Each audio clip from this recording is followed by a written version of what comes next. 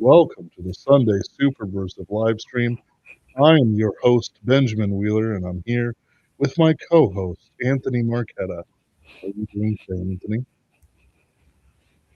Yeah, Eh, like you never had a bad day in your life. Ha ha ha. We are also joined by the authoress, T.C. Ross. Um, she's a new voice with Raconteur Press. We're good friends of the channel. She has a new book, Blood. Is it Blood and Diamonds or just It Blood? is Blood Diamonds, Blood Diamonds. Fantastic. which would Uh, get me automatically banned if I tried to send that to a traditional publisher. oh, of course. They're mhm. a little too gentle But that for such title things. is it. Of course, you get these highfalutin editors and try to give them a engagement ring without diamonds. They would refuse. So we all know the old story. However, I'm interested in this new story. Um, uh, let's see here. Here's the promotional that was sent to me. September Zamfir isn't after treasure. He's running from a past that hurts him harder than any monster, and walking straight into one legend no blade has ever ended. But the beast is no mindless killer. Behind silver fur and porcupine spines is Verity, a young woman chained to an ancient curse, guarding the only family she has left. When Sept offers the one thing no hunter ever has, help, she is to decide whether to trust the young man who sees through her claws or condemn them both to the darkness that made her. A dark atmospheric tale of cursed bloodlines, impossible choices, and the thin line between monster and savior for readers who crave beauty and terror in equal measure. I like it. I like the idea of it. And I'm a big fan of Monster Girls, as this channel can attest to many, many times. Not enough of Uh, them. Not enough of them. Uh, so why don't you tell us a little bit more in your own worlds about this story, September's Zamfir, and other things like that? This is a Beauty and the Beast story. We're both a Beauty No. and the Beast. I, as when I was a little child, I can remember the first Grimm fairy tale I ever read, and that was Beauty and the Beast, and I loved it so much. But it's kind of funny how that one's kind of chased me throughout the years. I can all those inspirations that I've had through my entire life. I had some really good ones and some really good writer teachers that are really bad right now. Um, so story, it came to me because I saw a little piece of fan fiction or a fan art of Belle as the Beast, and I looked at it and I'd seen it before, and I thought, oh, that's really cute. And then it triggered one thing after another, and I realized that, oh, this isn't the actual Beast. This is the little sister that she's protecting, the cute, innocent thing that she doesn't want to turn into herself. And that's what Verity is doing. She has been cursed, and she believes that she's going to lose her soul if she does not do the bidding of the curse that she's under. And that curse, and I guess it wouldn't be too much of a spoiler, because it's mentioned pretty early that there are gods in this world, little g gods. And this particular one has masqueraded as many other gods, a god with many, many children. And he is going around and picking out certain specific people so that he can bind to them and use their life forces to help him basically live forever. They aren't technically immortal, they die. And I'm not going to state exactly what happens when they die because that's just something that I want to keep for the book. But September is a seventh, which means he was seventh born, and being seventh born, he's given gifts. And through each successive generation of seventh borns, they're giving different things. So, like the first generation, they're all healers. So this world is full of healers because it's the 1880s, and for thousands of years this has been going on. So there are healers everywhere. This is something that everybody you know has knows about and accepts, and all their children also inherit their abilities, even if they aren't seventh born. But it does escalate every generation when they hit that seven. And he is a third generation, and there's never been a fourth that they know of. Third generation is werewolf, or aware of some kind, depending on what culture they come from. That can be anything fun and cool. You know, I, every culture in the world has some sort of shapeshifter mythology, which is pretty awesome for me because I can make use of it. But he is what is known as a hunter.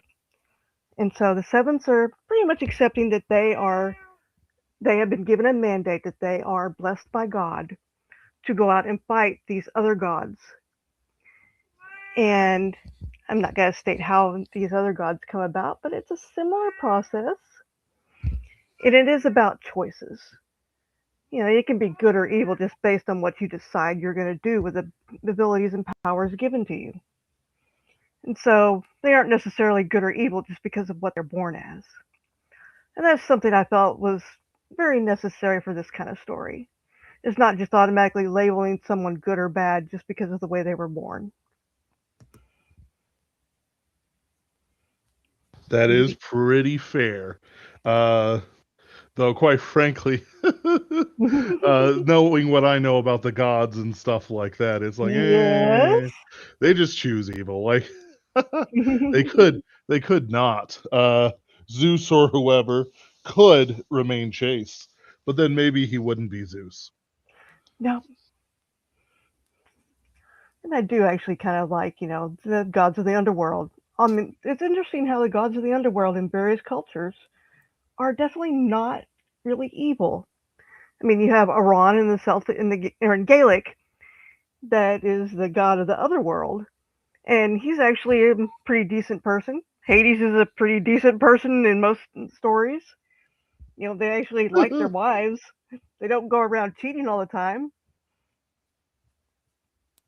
That's true. I noticed the Mesopotamia ones were pretty universally evil. The Aztec Yeah. ones were pretty evil. Um, I don't really think there's any knowledge really about the. Let's see. I'm trying to think about. No, the Egyptian ones were on the at the very least neutral side of things. They're more judgment characters than anything Yes. else. And they have some weird stories. Oh yeah. Hmm. The Iran. Egyptian god. Sorry, go Yeah. ahead, Ben. Go, no. You go.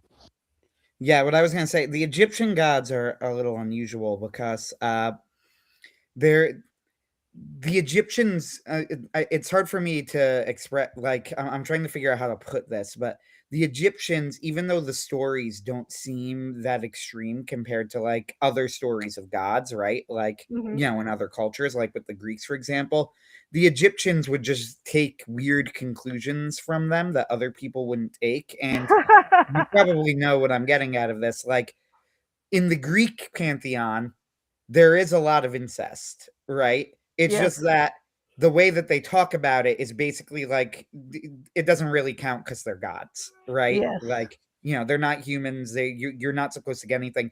In the Egyptians, it very much counted. And in fact, the royal family was expected to be incestuous. It's very odd and bizarre. Like what but what's interesting about it to me is that their gods really aren't like more extreme than the Greek gods. Again, Hestia and Zeus are very much brother and sister. It's Yes. just that the Egyptian people were like, yeah, no, that's the lesson we got to take from this. Whereas the Greeks were like, well, obviously that's not the lesson. We're just supposed to see the gods as exceptions. Yeah.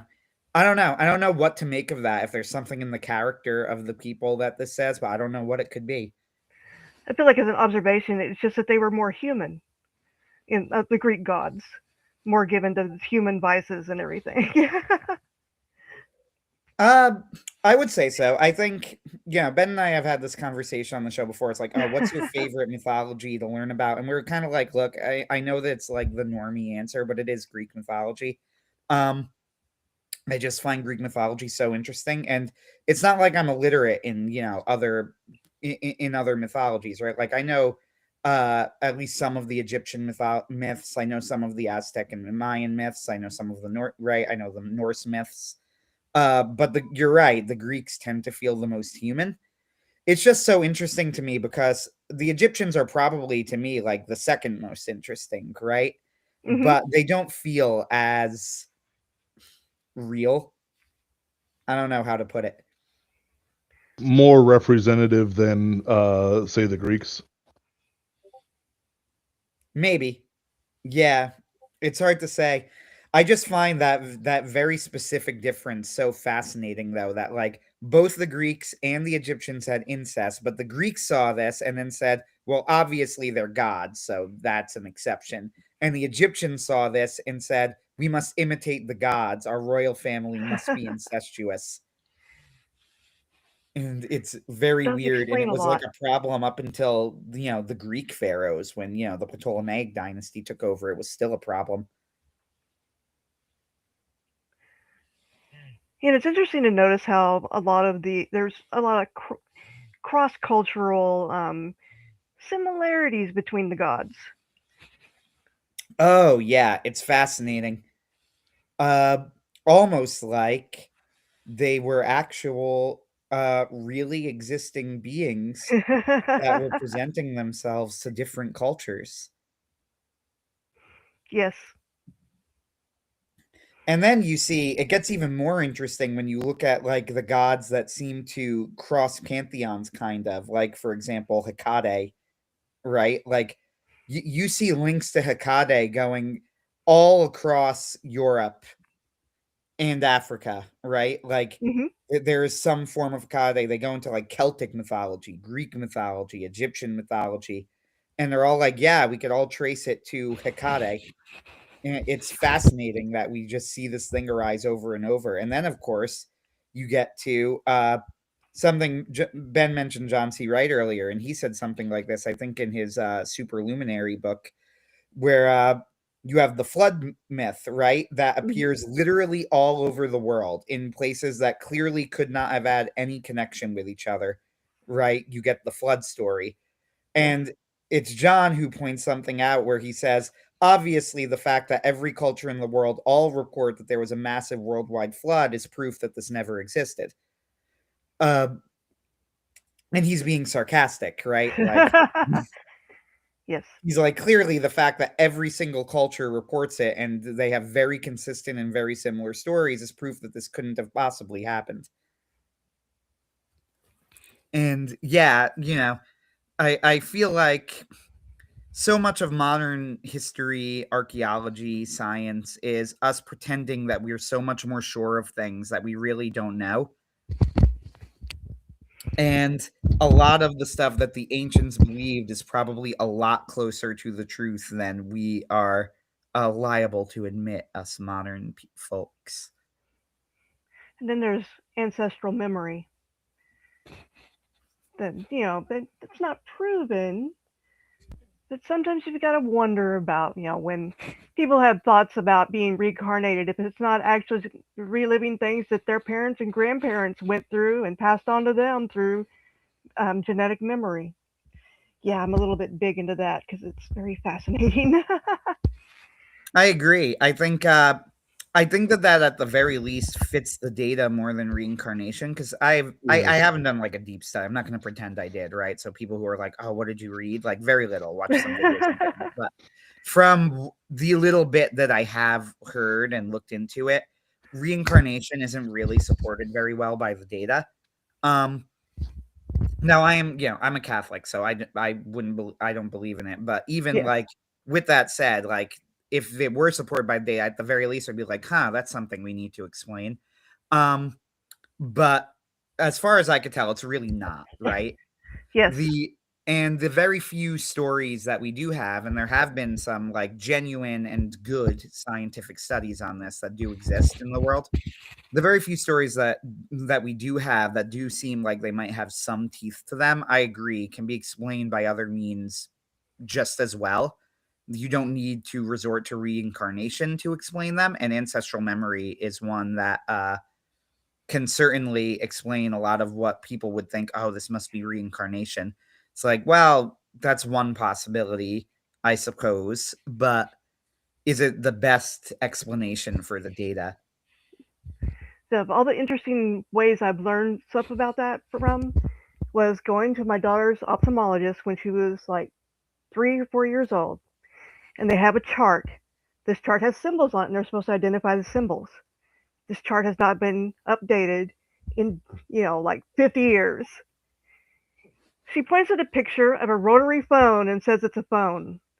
She has never seen a rotary phone in her life. And the doctor says, it's really interesting that just about every kid knows what a phone is, even if they've never seen one, even if you show them the oldest version of it. Yeah, that's interesting. I haven't thought about that. I mean, Ben and I, being part of like what I guess you could say we're broadly a part of what can be called the dissident right. At the very least, you might say that we are friends of the dissident right. You know, whether I don't really care if people would consider me part of it or not, I would be happy to accept it. And also, if they go, no, you don't count, be like, whatever. I don't. It's fine. But yeah, being broadly associated and friends with a lot of like what is sometimes called the distant right. Like we follow Vox Day, who's a political, if you Mhm. don't recognize the name, political commentator, right, and author. Yes. We've discussed him before. We're fans of his. That doesn't mean we agree with everything he says, but he always is interesting. And he's very much into like the world is a lot stranger than you believe, and we have very good evidence of this. You know, because you get stuff like the Berenstein Bears debacle. Vox Oh, was like big into like I don't think it was spelled Stein.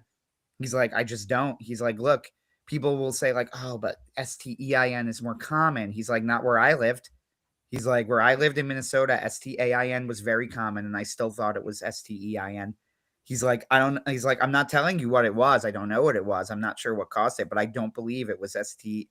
And I hear this and I'm like, I don't know what to think of it because on one hand, I don't think that Vox is a crackpot. There are people who do. I don't. the Right? Like, Mandela effect. yeah, the Mandela effect. Right? Like, I don't think he's a crackpot. I don't think he's insane. I think he's an intelligent person. So I hear this and I go like, I don't know what to make of this data. Ultimately, where I'm leaning on this is the most likely explanation does seem to be that people are just misremembering things and there's something Hmm. that's causing the mismemory. And yeah, I can't entirely discount this as like, but why though? Right? Like, it seems the most likely, but does that really like, I don't know. And I can understand somebody coming to a different conclusion. And it's not like I don't believe in spiritual realities. So who knows what's really going on?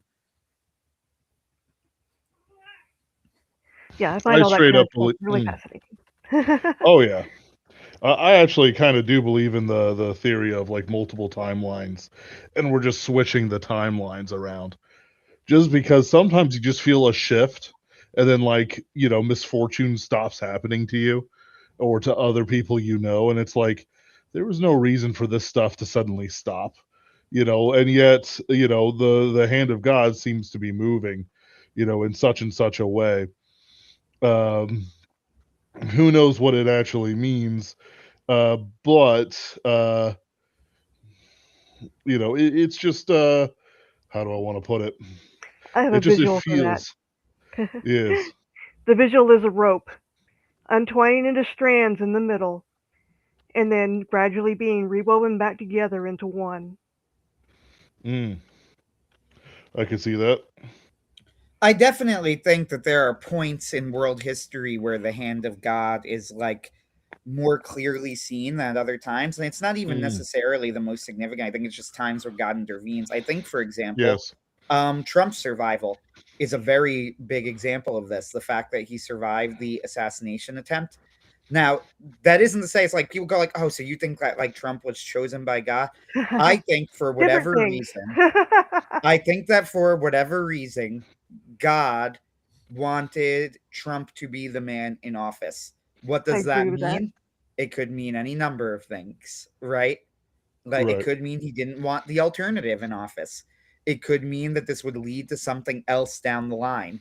But somehow or another, right, across the street from a church on a particular feast day, with the bullet grazing his ear, right? Like God did not want Trump dead in that particular He situation. has his role to play. Yes.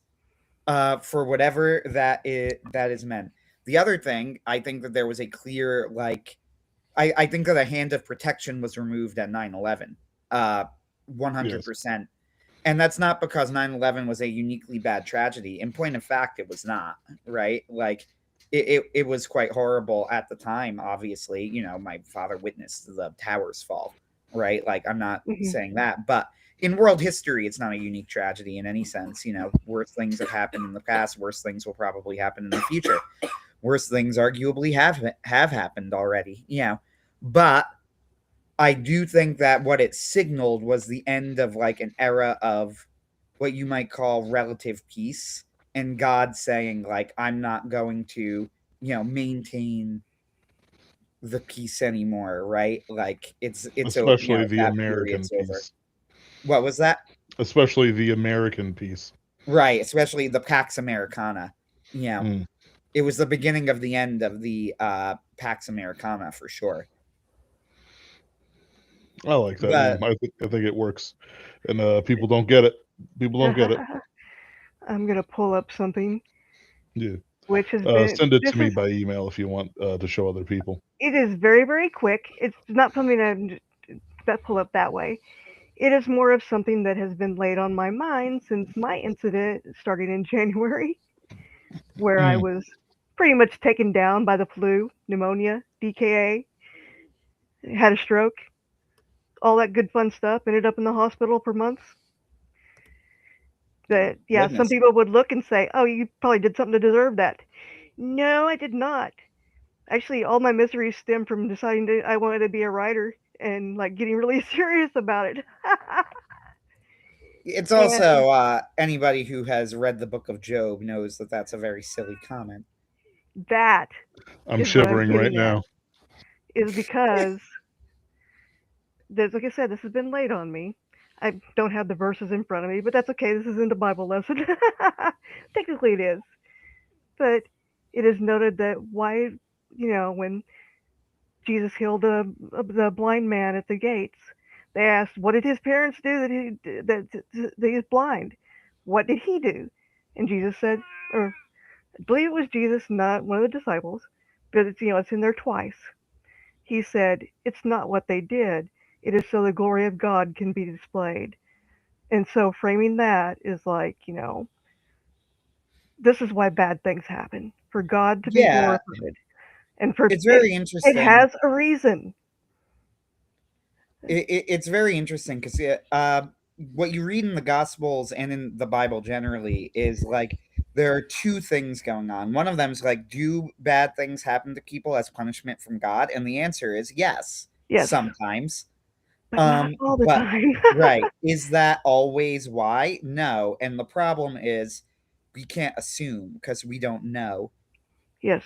right? So we can't be the ones making the assumption because as we know, it's possible that that's not why. Now it's possible that that is why, but then you get into like God will test the people that he loves, right? Like, Hmm. so, And in every Job was situation, beloved of God. you come back around to, and somebody has a testimony of what has gone on that has been positive and improved even through tragedy. Hmm. That's Yep. why I'm a very cynical person by nature. So I'm always very skeptical when things are going too well. I'm like, I don't know, man. When is the when is the floor gonna fall out on me? It's a little too good. I haven't learned a lesson in like 15 minutes. What's going on? Yeah, exactly. But then it's like it's interesting to think about too, because it's a matter of perspective. Because it's like you look at my current life, and I'm hearing all these other people. It's like I'm doing pretty well. I got a new job for this year. I got married. I moved out. Right, What? like you can go, Awesome. yeah, I know Ken, or sorry, not Ken, Ben. My bad. Anyway, uh, Ken is our other friend who's part of the Pinkertons Ghost team, and we have very similar conversations to this on the daily. But anyway, um, so it's like, oh wow, I'm a little suspicious. Why is everything going so well? But then you go like from a different perspective, someone will look at my life and be like, so you're living paycheck to paycheck in a tiny apartment that you're overpaying for in New Jersey, commuting an hour to a New job that's Jersey. not that great. You know, uh, and then it's like, yeah, I mean, I guess all of that's true too, but from the way that I'm viewing it, I'm like, things are going pretty well. So I guess that's also another lesson, right? And it's kind of another lesson of the Bible as well, that happiness really doesn't come from without, right? Yes, that is Yeah, correct. and that's a mistake. It doesn't come from within either. It comes from God and Yes. faith in God. Yeah. So ultimately, I guess this is all long-winded way of me saying that my attitude of instinctual cynicism is also wrong. Right? Like, but as is the attitude of, shall we say, instinctual optimism. There needs to be something else, and I think this is very important too for the current generation to get as they live in a world that is, as several of them have pointed out, the Zoomer generation, right?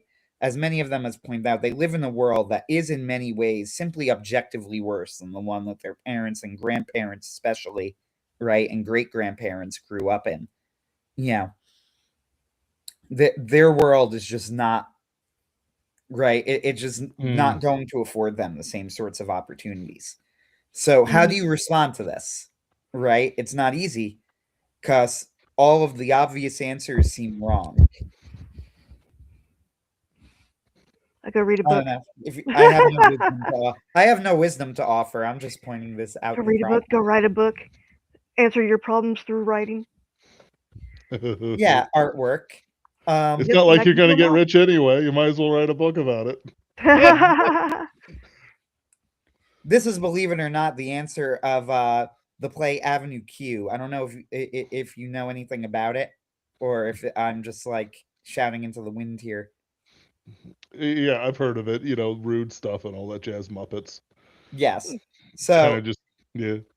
I've seen community theater production. I quite like Avenue Q, because I actually think it has something to say that is somewhat interesting. It captured this sort of despair-ridden zeitgeist in the years before it became like really permeated, but it was hitting the Gen Y very hard, Hmm. and Mhm. it's definitely like progressive leaning leftist sort of thing. We'll call it normie leftist, right? Just they just assume progressivism because that's the world the air you breathe, the world you grew up in, right? But I almost think that's kind of important for the show because they're all trapped in a sort of all of the characters in it are trapped in a sort of despair, and that's part of the reason why, right? Like that they all just kind of assume leftism. It's a parody of the Muppets, right? So they sing very simple Sesame Sesame Street, Street-esque especially. songs. What was that? Sesame Street, especially. Yeah, exactly. So they sing very like simple Sesame Street esque songs about living in the modern world. The joke of the show is that he's graduate. The first song of the show is titled and kind of sets the tone very well. What do you do with a BA in English? Right? Graduates from school with a BA in English, and that's the song he sings. What do you do with a BA in English? And because he can't get a job, right?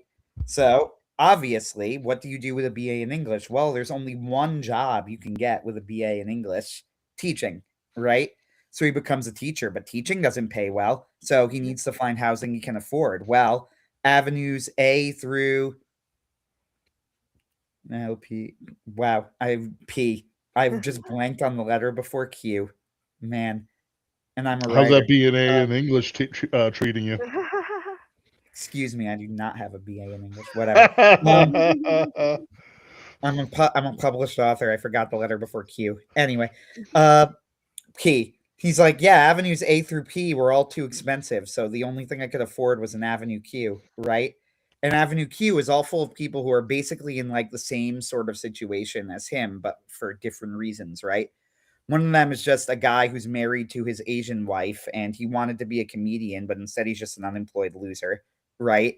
His wife is a social worker with a master's degree, but she can't get any job because, like, what do you do with a master's? And so, Yeah. like, there's no employment in that. One of them is literally Gary Coleman. The comedian Gary Coleman is a character in the show, but like now he's an aging older star with no work, right? So he's just the landlord there. Um, One of them is just an extremely gay guy who won't admit he's gay, and one of them is just a character who does nothing but watch porn. Uh, right? And I actually, as weird as this sounds, it's like I think it is saying something about like all of these characters are trapped in the modern world and don't see a way out, right? Like none of them have any idea what to do. The whole point of the main character is that he did what he was supposed to do, right? Like he went to college, he got Mhm. his degree, he left, and then said, "Now what? Like what do I do with this?" This is what they told me I was supposed to do. They said I was supposed to go to college. They said I was supposed to get my degree. Like Well, the so many ultimate people. answer that the show comes to by the finale is, of course, two of the main character and another character hook up, right? So you get a romance, and he ends up making art about it, right? And that's kind of the best that they could do. Uh, it's interesting, right? Like, I just find it interesting that people are seeing the same sort of struggle that we're thinking with now, and I don't think anybody really has the correct answer or right? Because telling someone to pull themselves up by their bootstraps and then one of the big things that's going around the discourse now, it pops up every few months or so, is somebody will pull up a listing on Zillow of a tiny house in the middle of nowhere, and then going, what's to stop you from getting a job at the post office in the middle of nowhere, Iowa, right? Yeah. And Maybe 1,000 people in hundreds of square right? miles. And just moving there, and now you're a homeowner because you don't really care. It's like, that's great. So if I move away from everyone I know and love into the middle of nowhere with no guaranteed job, I too might achieve the American dream of living in a tiny rundown house I can't afford and can only buy with a massive 30-year mortgage. Uh, And don't forget though, the picture that was shown was of a house. Everyone's like, "No, this is too good to be true. What is it?" So somebody did the work and dug into records, and it turns out that was a meth house. That thing's Oh, toxic. yuck. Not even just a little toxic, but just like you can't have children in this thing. They will die. They will have birth defects. Reminds me of one of the best scenes of Breaking Bad when one of the characters is kicked out of his home because he's a drug addict and he's like cooking meth with the main character, and now he's rich from cooking meth. So his parents, he notices, are selling the house, so he sends his lawyer, who's Saul, for Ben knows who I mean, right, to go and Mhm. talk with them, and he goes, all right, how about instead of the, I don't even remember how much money it was, make up a number, the 500,000, we offer you 100,000. And they're like, no. And he goes, really? He's like, so I bet. He goes, you're not going to sell it to me for 100,000? He's like, I thought you'd be happy to get rid of a house with a meth lab in the basement. And they're Oh, like, what? And then he's like, yeah, I mean, I got to admire the cojones on you to try and sell it for this amount. But come on, you really think that people are going to want a house with a meth lab in the basement for $500,000? So they sell it to him. And then Jesse, the character, walks up and his parents are like, oh, Jesse, we don't live here anymore. And then he holds up the keys and goes, I know, I duh. do. And he walks into the home. It's a great scene. Zoomers just haven't taken the meth pill yet. Yes. Although I suspect many of them have tried. So we've wandered far, and even I don't know how to bring back A little far. us to blood diamonds. And I don't really feel like talking about the De Beers Diamond Corporation. But so uh, you pulled a lot. You mentioned that Beauty and the Beast is your favorite fairy tale, and you pulled a lot from that tradition. Um, what are a few other ones? You know, you mentioned Brothers Grimm. Um, what's a few other fairy tales you've really enjoyed, and how did they affect the book writing process and the book Hmm. itself?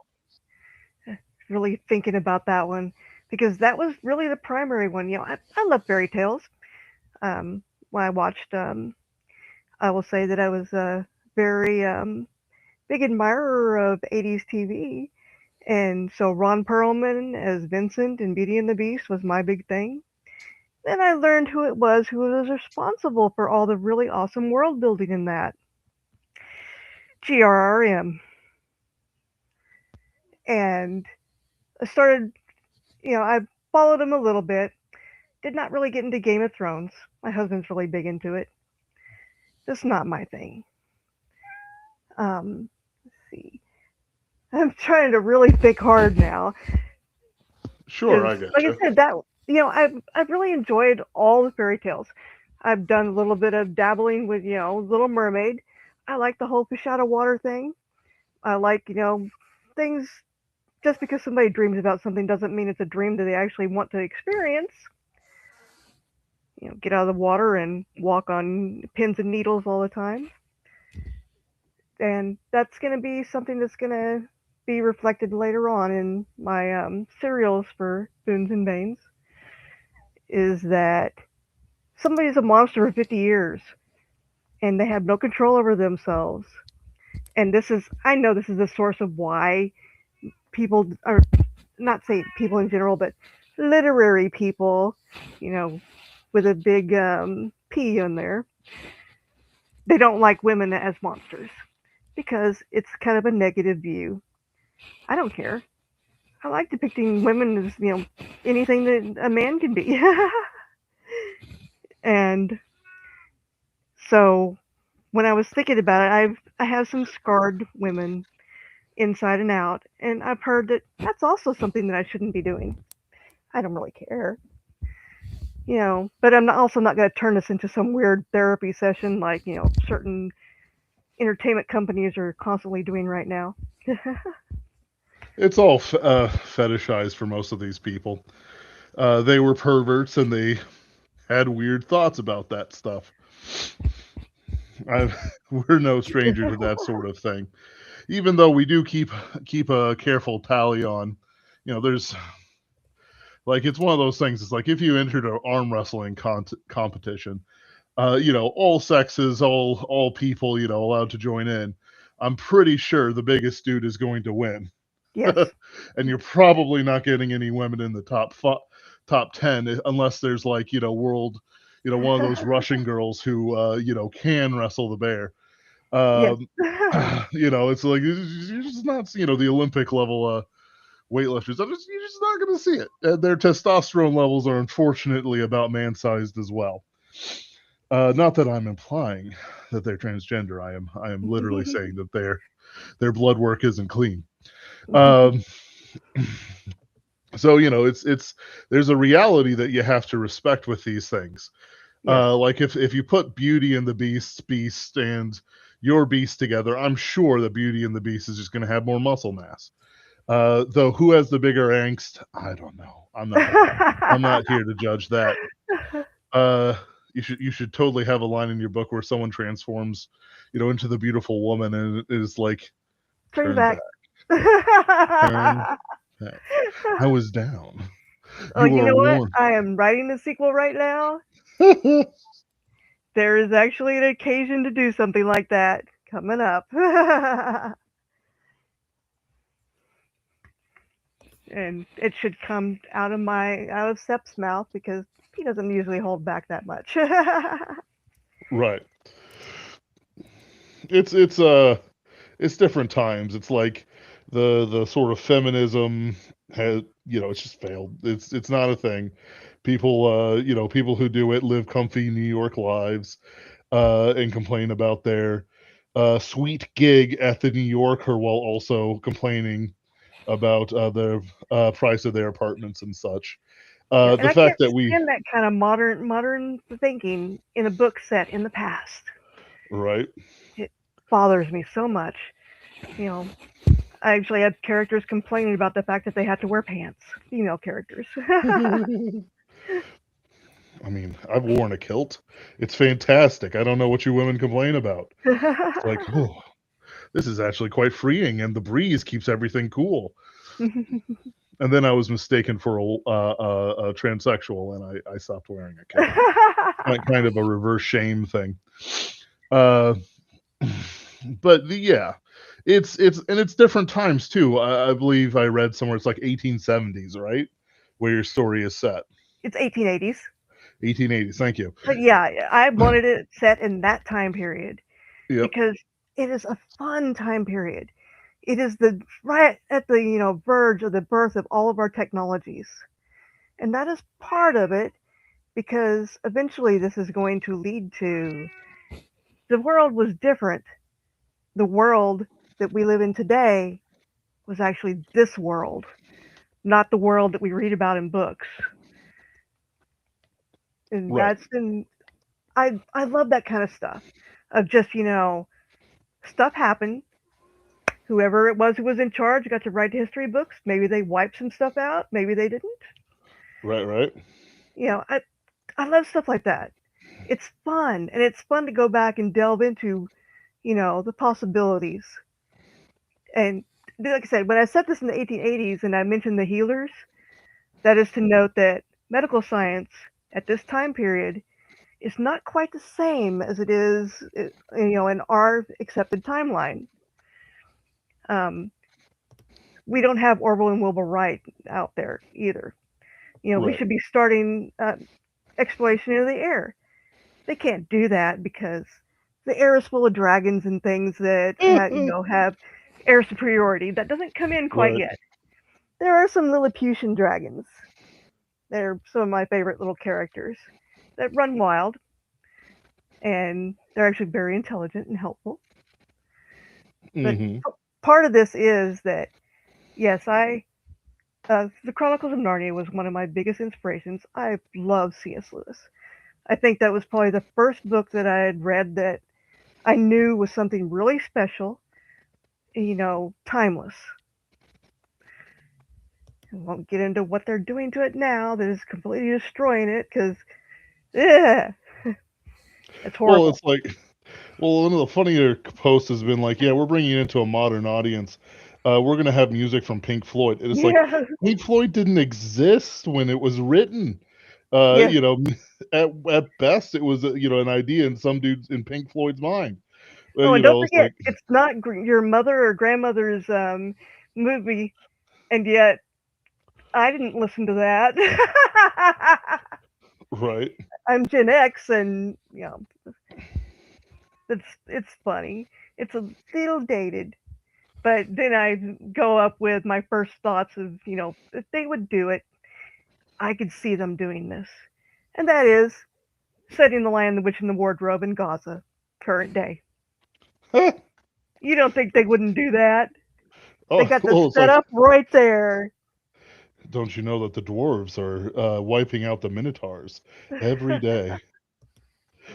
It's yeah, no, it's I don't like to go into that stuff, not because of any fear of censorship, but for the sheer I had to block several friends who were just like, don't you know these are the children Bless you. killed by this stuff, and it's like showing a picture of a bleeding baby. It's like I don't care who wins, let's nuke it all. Let's nuke it all. None of you can have it. We've tried putting you in the friendship shirt, the sibling friendship shirt. It didn't work. I have no desire for any of this. You know, I have a theory though, building up, is that recently there was people are always talking about us, blessing Israel with our money, which is what I'm going to leave it at. Is like leading God to bless us, even though it never feels like it. But then China was boasting about some sort of rare earth thing. And then we discovered a large, immense deposit on some farmer's field somewhere. So Mhm. I think that there are, God is blessing us in way, but in like, the ways that matter, not like in the personal comfort ways. Mhm. But yeah, it's like I don't want to do that. I don't want to change the I like sure the stinky cheese man in other stories was funny, the first couple times you read it. Yeah. Gingerbread man is the lowest form of fairy tale. Uh and Stinky Cheese Man's funnier, or the one where she like sees a gingerbread man run away, and then she's like, "Wait a minute," and then starts building a giant beefcake gingerbread man. Uh, the there's funny ways to do it, but it's like no, we've done everything. It's like when people, like I said about feminism earlier, or other things. It's like my attitude goes from I'm going to argue against this to actually no, it's done. What do you mean it's done? We haven't decided it's no, it's just done. We're done here. We're not doing this anymore. We're not doing the fairy tale subversion thing anymore. I'm It's afraid that's old. done. Little Red Riding Hood does not have the upper body strength to kill a wolf with an axe. I'm Nope. sorry. Uh, Little Red I'm on the Riding Hood werewolf wasn't a side anyway. boy. uh, you know, I mean, we still have a little bit for the women as monsters thing, but that's just real life. But Yes. Who wouldn't want to be a shapeshifter anyway, man or woman? I mean, come on, that'd be fun if you have control over it. oh yeah, That's the key. it is. It's like naturally, you were thinner as the werewolf.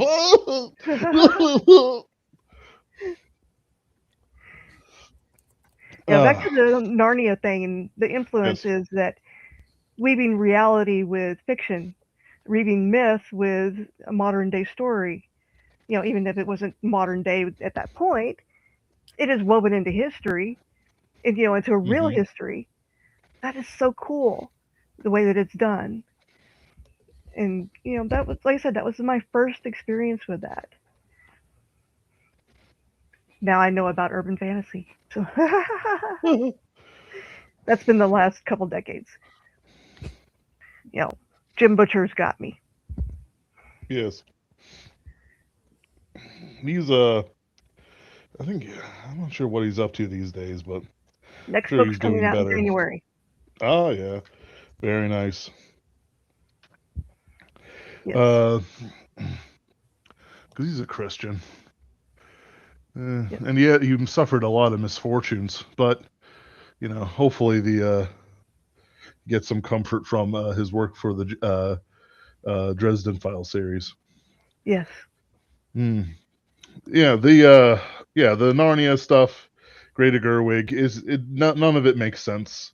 The kids in the Narnia books, the Pevensey children, would not be anything like that. Even Susan, who was the most worldly out of them, would blanch at some of the stuff that they talk about. Oh, I Uh, found the discourse to be hilarious too. One of my favorites was the that tweet where they go, "This isn't your grandmother's Narnia. It's gonna have Yes. music from Pink Floyd and The Doors." And then I went and Googled it, and I'm like, Grandmother's "So, music. yeah, Pink Floyd came out less than 10 years after the publication of the last Narnia book." Oh wow, So I'm like, "This isn't your grandmother's Narnia. We were that's gonna have hilarious. music from the same decade as the last Narnia book." And I'm like, that is an unbelievable level lack of self-awareness. Like, I can't tell if they knew or not, because I'm like, surely they had to know, right? Like, they had to know that this was like an incredibly stupid comment. But maybe They not. probably just Maybe they didn't really care, and the were that person that dumb. made the comment, didn't know. It's probably some Yeah, little, um, what is the current generation? I Zoomer in it's this case, Okay, it's probably maybe some Zoomer millennial. writing ad text. it's just so bizarre. Like where you go, it's not your grandmother's music. Then you name two bands that would have been popular when your grandmother was around. It's And it's so just funny. like that's unbelievable. Out of It's touch. also just incredibly weird for that to be associated with Narnia anyway. Like Yes. why are we playing Pink Floyd and the Doors in Narnia? Like, where would this even come up? I don't even know what they're talking about. Like, I can't even Oh, think of a situation. maybe they could The put him White someplace for Witch. Beatles music. That would be interesting. The White Witch is playing Pink Floyd's The Wall. I'm That counter would be incredible. establishment against establishment against Aslan and his kind, don't you know? Well, I'm not Stupid. lining up to go see it. No. No, no. Uh quite frankly, very few people are. No one's excited Yeah. for it. I'm pretty sure that it's one of those things that they're just doing to keep hold of the IP. They're going to say they spent this much money. I don't even believe the amount of money they spend on these movies anymore. It's like no way that you've lost $1 billion every movie, every 5 movies on average every year and not made back your money. I don't care what sort of Yeah. slinky things you did. You can just say you spent it because it doesn't look like you spent it. And then come back to us, saying this. Oh, but we spent this. You know, it's all the lady doth protest too much, I'm just glad they're not doing it to my favorite Narnia books. right? The actual Chads of the Narnia series, Excuse me. the ones, the magician's nephew, the silver chair, the horse and his boy, I'm pretty That's and sure my she is the favorite. last starting with the battle. magician's nephew. Yeah, she's starting with the magician's nephew. Yeah.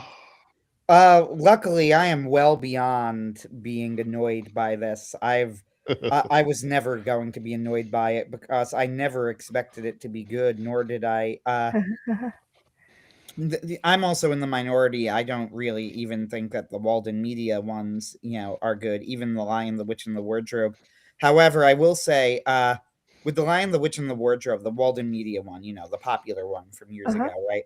Like I was sort of like being broken out of a spell. I did quite enjoy it. I liked it a lot. I thought it was a very good adaptation. And then I spoke to someone. It was the author El Jaji Lamplighter, and she pointed something out. And then after she pointed out, it was like a spell had been broken, and now Oh I like no. can't watch the movie because she said, "Oh, they ruined Peter." And I'm like, "What are you talking about? Hmm. I thought it was a pretty direct adaptation." It's like, "No, it's absolutely not. Look at the way he reacts to the wolf in the movie." And then I like rewatch it, and she's absolutely right. They ruined Peter. Uh, they had no idea what to do with Peter. They made Peter afraid of the Mhm. wolf. They made him hesitate before attacking. Whereas in the book, he goes right after the wolf. Yes. Uh, and I'm like, oh, you're absolutely right. And now I can't watch this movie. Um, and the Prince Caspian, as I've said this before. It's a long-winded thing on my show. You know how there are like Star Wars fans who just hate the Last Jedi so much it like broke the franchise for them. Prince Caspian was my Last Jedi before it came out. I Mhm. watched that movie with like a sense of horror. If I watch it now, it's with anger.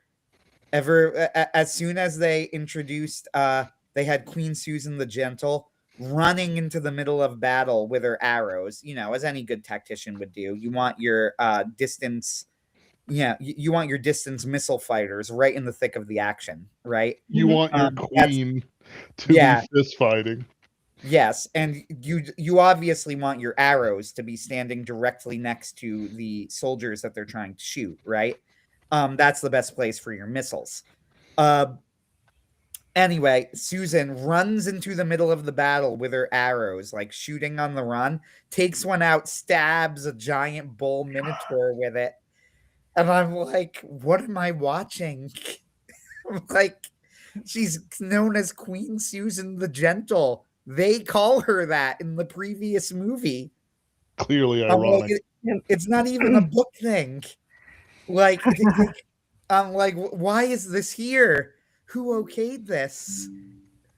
And then they have this weird power struggle going on between Peter and Caspian, which once again is so bizarre because I understand the need to want to add more drama, Mhm. but what I did not understand was why they once again decided to character assassinate Peter for this when Edmund is right there. And they in fact have like they Sorry. It's I, just like, oh, you need somebody to be evil. Edmund is right here. he Oh, you is, need yeah. somebody to In be. Voyage of the Dawn Treader, him and Caspian literally have a power struggle with each other. Mhm. So I'm like, that would be perfectly in character for Edmund. Why didn't you just include the conflict with Edmund? But no, they needed to include it with Peter for some reason, because I don't know. I guess they hate Peter. I guess I they would just say it's because of an age difference and because they thought it would have looked like bullying. and that, well, Caspian and Edmund, first off, shouldn't have been that far off in age. They made Caspian Mhm. older. So that's another problem. Um, but, and then, of course, there's one of my favorite scenes, which is when Caspian stands over his sleeping uncle in his bed and contemplates whether or not to kill him, the honorable way, right?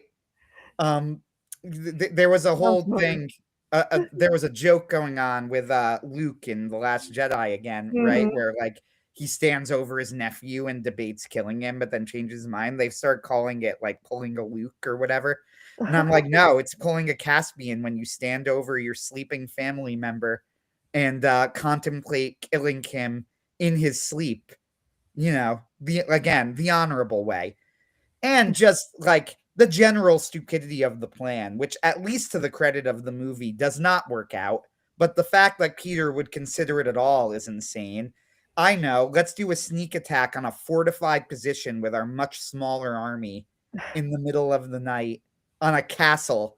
Those things that are literally designed to be besieged, right? And with no planning, no archers, right? You do have archers, but you're not actually using them as archers. You're using them as melee fighters, right? Like, I hate that movie. I hate that movie. There are people who like that movie, and I understand why, because it's got an aesthetic that is very nice. It looks like a nice medieval movie.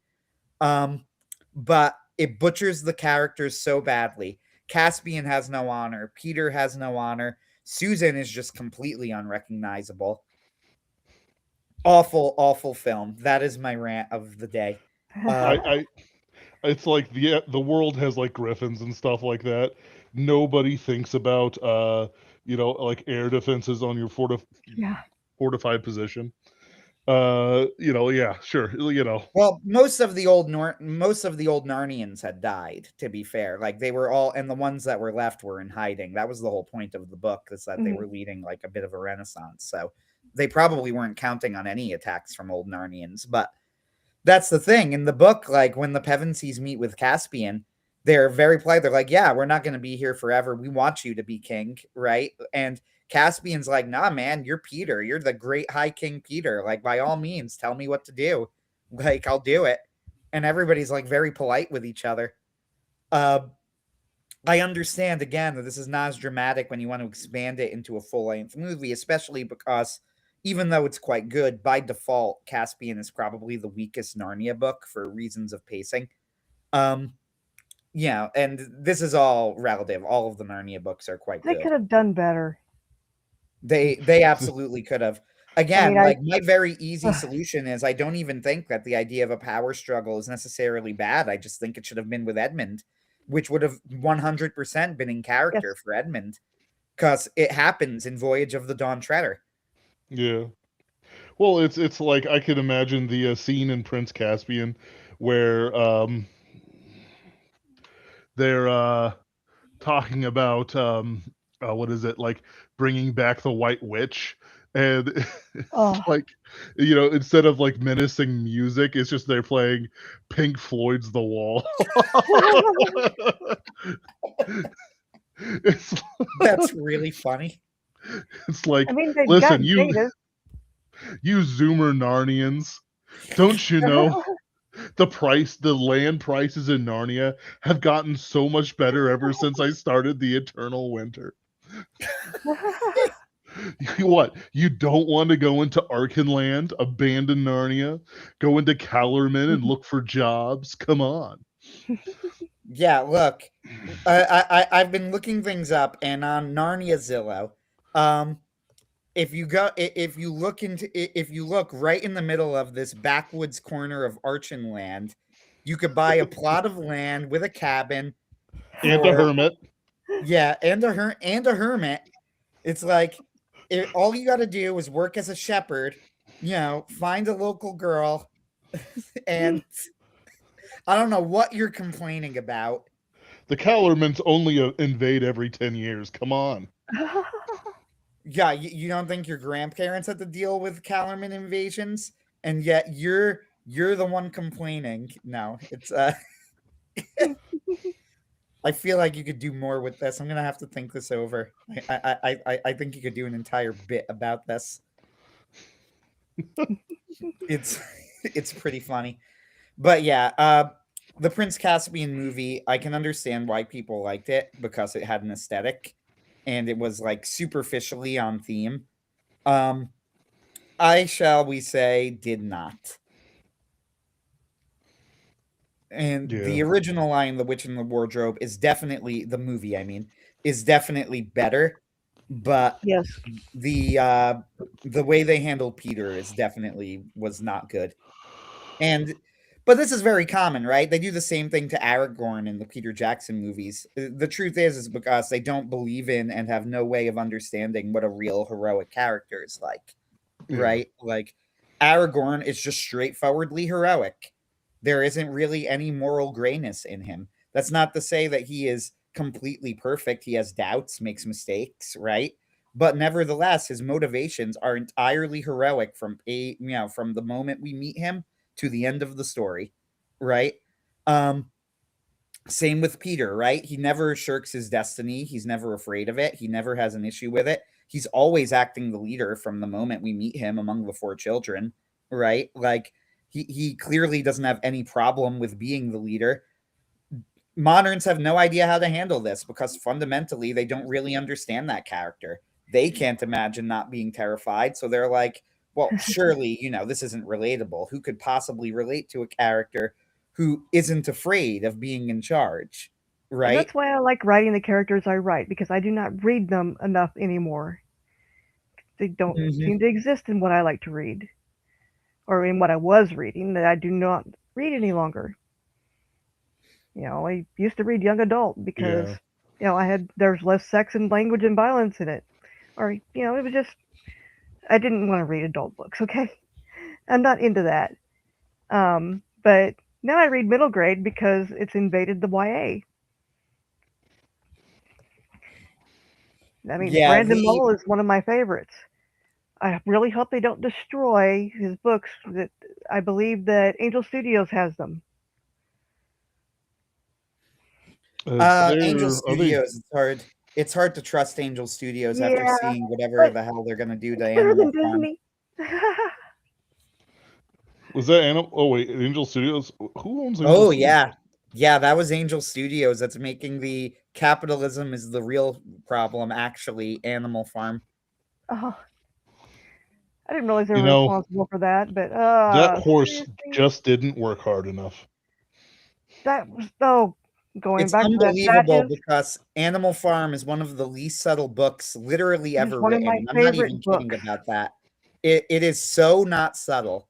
It could not be more on the nose, which means Yes, that the only way to misunderstand it this thoroughly is to be very intentional that you are yes. completely twisting the message, right? Yeah. I guess they're It's just hard to taking the even say. capitalist I want to scheme be like, thing, oh, he did literal. everything but tell you what the message was. Like, except he did really pretty much tell you the message. Yep, Like, he was not, he was direct about it. yep. So that was another book that was. I read this book constantly.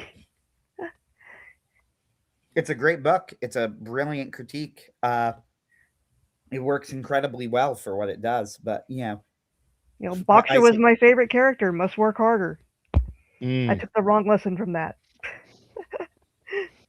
I mean, Orwell, it's not like Orwell was some, right wing conservative, Ubermensch or whatever, right? Like, Orwell would probably be by today's standards we would consider he would probably end up on the side of the left. Yeah. Nevertheless, it is just factually true that Animal Farm, whatever you think of him, whatever you think of it, was very, very much a critique of communist Russia, Yes. right? Like, he was screaming it throughout the book, right? I mean, when It we is covered it in high school, that's what they told us. Yep. like the idea that it could any way be construed as a critique of capitalism. I am sure Orwell had many critiques of capitalism, right? Like, again, he He's was no right wing, provocateur or anything. That's just not what Animal Farm was about. Yeah, you'd have to do some severe twisting to get to there. yep.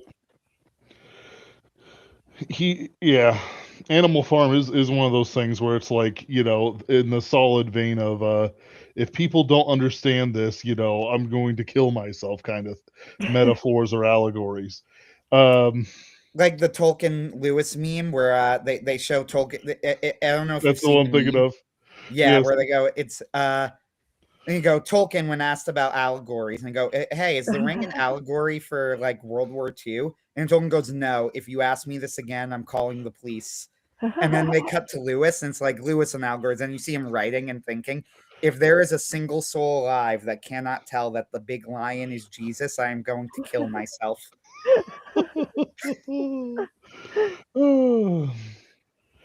Yeah. It's great. It's great. Yeah, I'm not even going to try to do stuff like that. While I understand it, that is beyond me. If it comes out, that is different. It may come out naturally, what I think. Actually, it probably does. Well, it's like, what is this beast allegory? She turns into a beast, and then this, and then there's a natural person. Well, it clearly shows that love redeems. It's clearly her libido, and that's the beast, and women's libido is the animal here. And it's like, The curtains are blue. I, the I even curtains have a are moment blue. here where Sept states that he is a very stupid wolf when he turns in December, every month, You okay? and he is trapped as a stupid wolf. He can't do anything, and basically they told him it's a reflection of his soul. That's what they become when the full moon rises, and so their form is determined by who they actually are. And he's a stupid wolf. So he's loyal and friendly and brave. Right. What a hero should be. And that's Well, he'd be another a thing I fox wanted if to he do. wasn't. Yeah, but it's like, oh, I had a thought in mind and it escaped. I gotta corral these things. Mention of foxes always sends thoughts running around. Yes. Well, it's like, Oh, yeah. when I created him, it was quite simply I wanted an American, and I Hmm. wanted a character that embodied everything I feel about America, especially for that time period. And that's just he does what is right because it is the right thing to do, not because of a reward or what he might get out of it. It can kind of come across a little bit awkwardly at times when I had also had overheard some conversations in other groups about how fairy tales are awful because the men just automatically expect the women to go with them after they've saved them, even though they didn't ask them to save them. It's like there's a fair point there, but then there's a confusion point of, well, what if they're like genuinely, grateful and want to actually get to know the person afterward? But I am Right. not writing a romance. Well, I say Right. that, and yet Amazon says I am. They also say I'm writing a dark fantasy horror. So. Yeah. The yeah, those things are basically meaningless. It's like, oh, I'm this, and it's like, I don't. It's Amazon. You're competing against 1,000 Indian made Yes, AI sloth novels. No, like, it, it is it's Gaslamp, which yep, is basically steampunk with magic, yes, but it is not set in Victorian England. It is set in America. And that's another thing I want to do is come to America to do this instead of, most of them do seem to take place overseas. and it just seems like there's so much to do here, and there's so many things to pull from. Oh So yeah. I started paying more attention to the lore. I am always been big into American folklore and folklore in general because it goes hand in Mm-hmm. hand with myths. America has some really cool myths and tall tales. They have Oh never yeah. been done right as far as I'm concerned. So I am actually tackling some of those. Yeah. Appalachia has a lot of very fun ones. And that's We've where been he is. He's at the moment he's hanging around in Georgia and they lives in North Carolina, going up to Tennessee. very good. Ben, Mm. we have our Pinkerton's Ghost series, which was actually largely inspired by this idea of like making use of proper American mythology. Uh, so as was Yeah. mentioned earlier, I live in New Jersey, and New Jersey, there's a series, and you've probably seen Your Stakes It turned into like a countrywide thing, but it started in New Jersey, Weird New Jersey. Yes. New Jersey is very well known for having a lot of folklore because we have an entire area of the state. It's a very strange thing, actually. We have a whole area of the state. It is the oldest East Coast forest I believe I believe you need to specify like of this type of tree of pine trees in the country, right? Or at least on the East Coast, and it's the Pine Barrens in Yes. the center of New Jersey. And New Jersey is the most densely populated state in the country. But when you reach the Pine Barrens, you could go like a mile between, That place is creepy. people, right? It's very weird. And there's a lot of weird legends associated with it. Now, Yes. I make use of it and I exaggerate, obviously, because in truth, New Jersey in the end is not that big and it's not that hard to navigate. Even if you quote unquote get lost in the Pine Barrens, just follow the highway. You'll eventually make it back, right? Um, so for fun, I exaggerate a little bit, right? Um, make the trees a little thicker, make the roads a little bit more zigzaggy than they are in real life. Because I've driven through the Pine Barrens. I got some pictures of the town actually that I have one of my characters end up in a town, and a couple of years ago, like when I was traveling through, we stopped there briefly and took some photos um, of the town that I based the town and the story on, which was called Batstow Village. But yeah, there's a lot of very weird legends there. Of course, the most famous is the Jersey Devil. Yes. Um, right. First one that came to mind. Yep, that's the really famous one. But there's a whole mythology in New Jersey. They have a lot of weird things throughout the state, and that's because New Jersey too has a lot of things like the A lot of people don't know this. The Appalachian Mountains do go through New Jersey, right? Like there's a place, High Point State Park, in the northern part of the state. You do get the Appalachian Mountains. We have our shores, which include like Atlantic City, which has a whole extremely complicated cast, right? Like it's gone through a roller coaster of ups and downs. We have, of course, the Pine Barrens, which again, the Pine Barren, what makes them so weird is that New Jersey is the most populated state in the country, densely populated state in the country. And yet the Pine Barrens exist, which tells us two things. Number one, like in the Pine Barrens, you could go a mile between people, right? Like it Wow. gets that loose, which also tells you just how densely populated is the rest of the state. Hmm. Um, and the answer is that we have like 4 or 5 absolutely horrendous cities that color the state's whole reputation Hmm. and make people think, oh, that's what New Jersey is. And not without reason either, because most of the people live there, right? Like by definition, almost, like the whole point of a city is that you pack a lot of people there.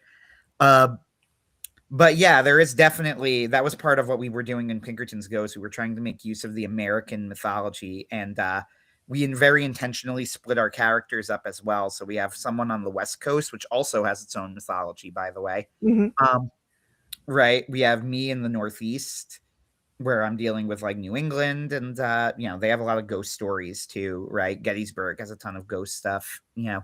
Um, that ghosts are very big in the East Coast, actually, because of the Civil War specifically. Hmm. Gettysburg is the most haunted city in the country. Uh, and I am 100% unequivocally a true believer in ghosts. And I always point this out to people. I said, of course I believe in ghosts. Ghosts are in the Bible. Um, Mhm. they go canonically, ghosts exists.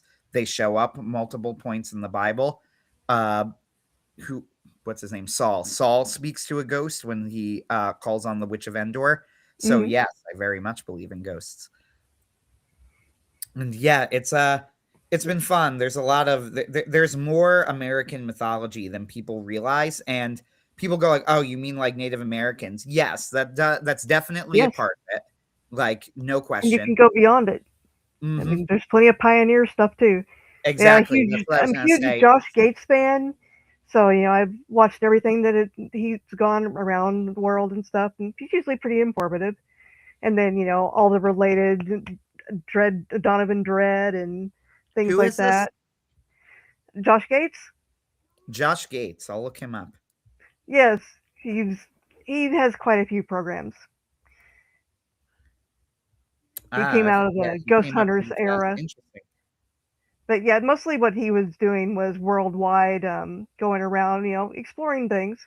But I liked hearing the stories more than anything else. Yeah, it's like we said, like there's the Native American stuff. That's absolutely a thing, and especially in like you get some of the really weird stuff in like the Southwest. But it's definitely more than that. Like you said, it's the pioneer, it's Appalachia, and a lot of it's not all Native American. Like America very much has its own Here's mythology. the fun thing: is the Cherokee had the Nunahi. These are the people who live anywhere, and they also in Tennessee have the Tommyknockers. I believe that's more of an Irish thing. I don't fully remember it right off the top of my head, but I realize that I can use all these things, and I'm actually pulling from the nationalities that I am made up of. It's like I said, I wanted this to be American based. So to me, you don't get much more American than being multiple race, melting pot in your entire family.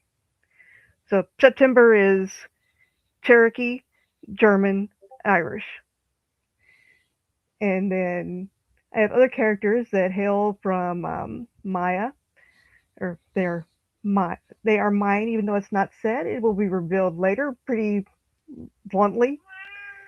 Um, I'm not giving that away because it's a fun thing. But I made sure, whatever characters could be exist in this area at this time, whatever bloodlines, whatever nationalities, I pulled from as many as I could that I knew were local and would pass through. And then, I can pull from all those different myths and just fun stuff. And I did use the Jersey Devil. Not quite the Jersey Devil, but the lore. Okay, I'll give Yes. that one away.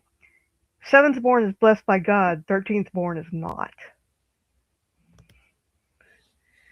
13th born is a god, a little god that, they can be a monster or they can be an ordinary person. Most likely they're going to be a monster, though, in one way or another, because all that power just isn't good in the hands of humans.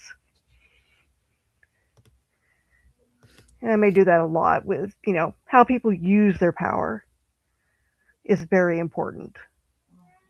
Yeah, Jersey Devil is a great little myth too, and what it's funny too because it's now been like long enough, and that they're just like very proud of it down here. Yes, They named the hockey team the Devils. Now, yes, even though I like hockey, I do not like that name. I think yeah. I wish they hadn't chosen it because You my can't really take root is for that. yeah, my take is that Christianity is a religion that is still extremely popular and believed by an extremely large, I don't know if it's a majority anymore. I don't, whatever, but an extremely large percentage of the country where they really do believe that devils exist. And it's like not an uncommon opinion.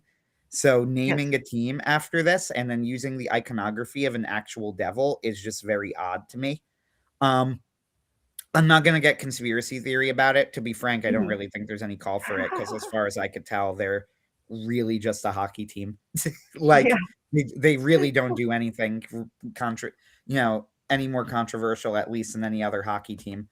Um, certainly they do like all of the leftist platitudes you need to do to stay in the good graces of the oligarchs, right? But nothing more than any other team does, right? Yeah, so that's Uh, why I differentiate immediately that they are not real gods. yes, Not God with a G. No, with a big G. yeah. No, What's there is interesting one. too is Ben and I have had this discussion, and I said, like, I don't think that there is. People go like, "Oh, we used to believe in gods, but now we don't." And I said, "Well, I don't think there's as much of a difference in like, what Mhm. Christians believe as people say, because what like once you go like, what is an angel, right? Mhm. Or a fallen angel? Like definitionally, what is an angel? Well, it's a spirit, right? The technical definition, the one that you'll find from like philosophers, right, is that it is a unembodied spirit that, unlike a human who naturally has a body, right, Mhm. they're a rational animal, they're a soul joined to a body, and that is what makes a human properly human, right? That's like their proper state is to have a body. An angel's proper state is not to have a body, right? They are complete without bodies. So they are spirits. Now, we know nobody ever said angels weren't very powerful, right? In Mhm. fact, it's more or less Christian teaching that they are very powerful. So then you go, okay, well, what is a god, a lowercase g god? Well, they are extremely powerful spiritual beings that control aspects of the world. And he's like, okay, so why couldn't, like, what are we saying differently when we go, oh, I believe in angels but I don't believe in gods? Like, aren't we just Yep. saying the same thing but using two Pretty different much. words Yeah. to describe them? Like, I don't really get what the difference is. I do think, and we've discussed this before, I don't think it's possible to prove this, but it seems intuitive to me that after the resurrection, the gods that controlled the world became substantially less powerful. That's an But interesting thought. right, I don't think that there's any way that you could prove this. I don't know how you would. You would need to do some sort of you would need to do experiments that aren't possible to do anymore because by definition, the gods just aren't as powerful anymore. Um but there is some anecdotal evidence to suggest this. Like, for example, that the oracle at Delphi stopped working. They claimed it Mhm. worked, it just didn't. And then you could come up with all sorts of naturalistic explanations for it. But it's awfully convenient that it seemed to happen right around the resurrection. Uh, It's interesting. yeah, that's a little odd. Or the fact that right before the temple was destroyed in Jerusalem, all of a sudden, and this is reported in the Talmud, the signs that God's favor was upon the temple suddenly stopped happening. Hmm. You know, just random, right before the temple got destroyed. And you know what the Jews did then after this is they blamed Christianity for it. They said, oh, too many Jews had been seduced to Christianity, so God removed his favor from them, which seems Hmm. like a very weak excuse to me, but what Yeah. do I know? Yeah, I'm more conducive to think that it might have something to do with them putting their Messiah to death. But I'm just some guy. What do I'm no scholar. I'm and, not a rabbi. and this brings me around to another influence. So one good thing M. Night Shyamalan did was Unbreakable. The notion in that movie of Them's almost fighting words. oh, okay, I like some other movies he puts out. Just let's not go to the Avatar. No, not Avatar. That's indefensible. I'm more talking about The Village and Signs. I actually love The Village and The Signs, Village is really good. but I love Unbreakable the most because it Uh, introduced me to the notion of all myth is based on reality, and that perhaps there are people that do have special abilities, and they're passive, they're there, they exist. If somebody's super strong, somebody's super weak, things like that, actual superpowers. And it was a very interesting notion to me. And I took it and I've run with it through multiple universes right, to right. make use of myth as history. Hmm. The idea that, I've never really liked the idea of everyone being cookie cutter. Yeah. Like it's one of those things where it's like God talks about quite a bit in the Bible about, oh, I formed you personally, I knew you, I knew what you were and what you were capable of, and it's the idea that everyone is born exactly the same as, must either that means that God is not, well, even if he is, putting the kibosh on every single one, personally, it means that he just isn't doing anything with it, which I find just absolutely a strange idea. And I mean, you see these people doing things like parkour or Mm, practicing martial arts and walking around, jumping and running across bamboo poles. And right. they're doing it, and it's like, I can't do that. I could never dream of doing that. Most people can't. But there are people who can. Mm. And I mean, it's just proof of, there are cool things out there we don't understand. Well, it's like things like reflexes. You can only train them, Yes. to a certain point, and eventually you'll hit a limit where it's like part of the reason my family just doesn't go to war is that we kind of just know we're flat-footed. We can be surprised. Why go to a war when you're just going to get, bodied immediately, by the first surprise attack. It's like, yeah, okay. And then I've known people whose Twitch response is absolutely insane. That they can, it's almost like precognition to see how they move if you just toss something Yes. to them. They'll be able to grab it immediately. That's You know, just, and I make use of that because, there are people with some fantastic observational skills. mm. That may have been a little influenced by psych too.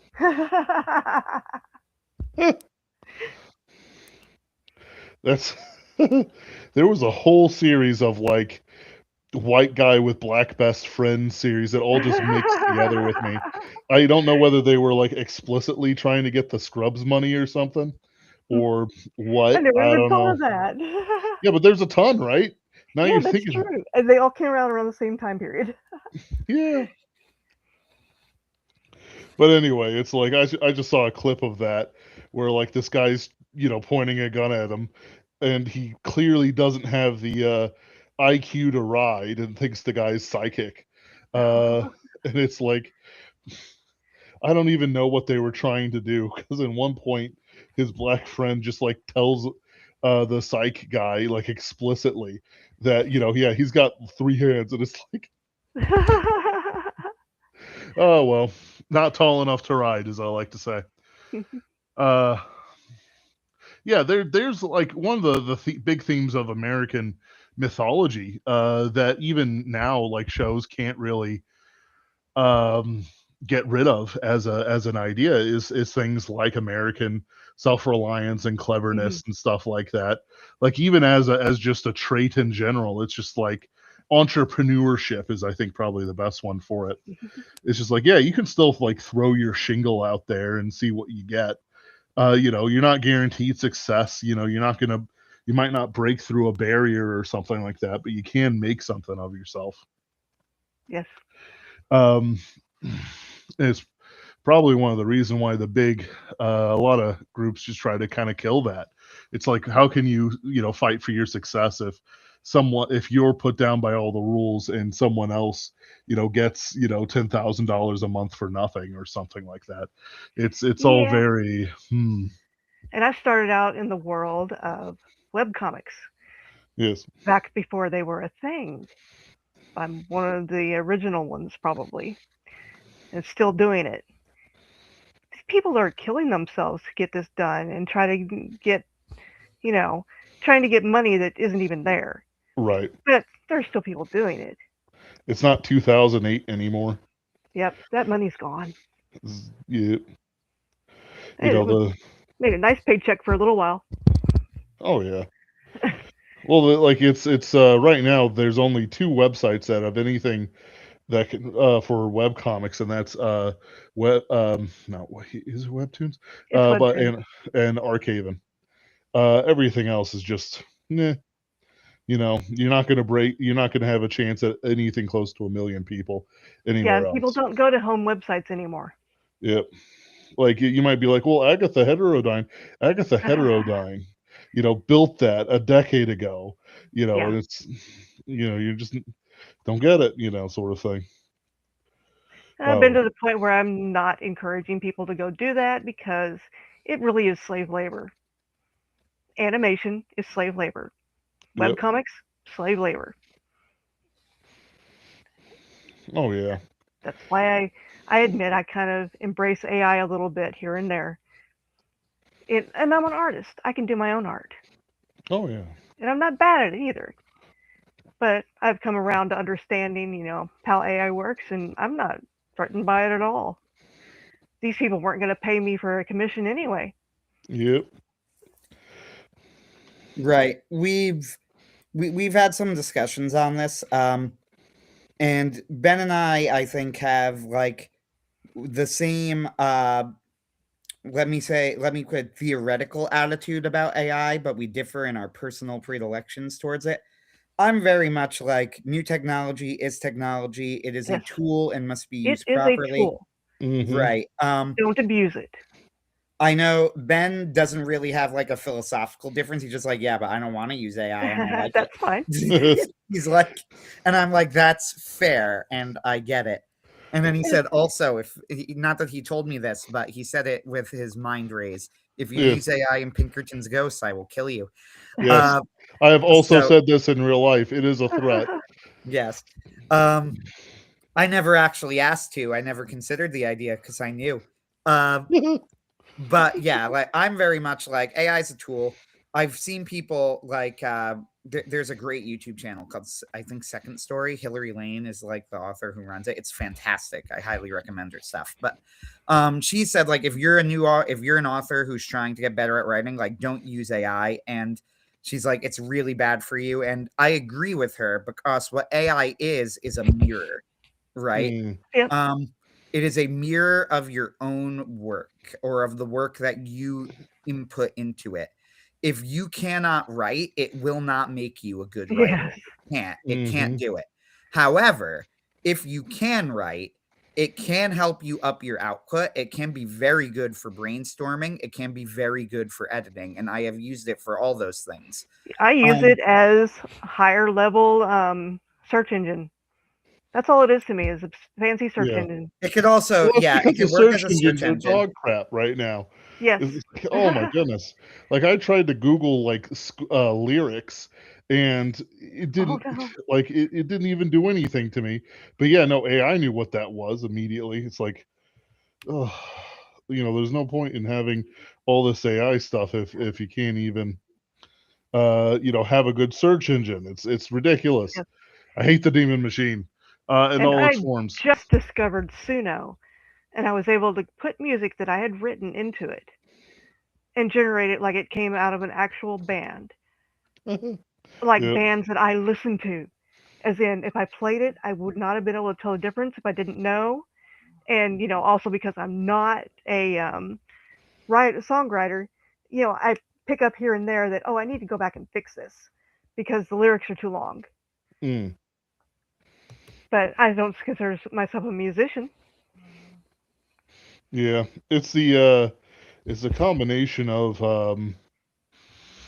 how people treat it, like Hmm. the inferiors use it like they're smart, but they were always looking for that anyway, and the superiors either worship it or the rare few treat it like Fox Day does.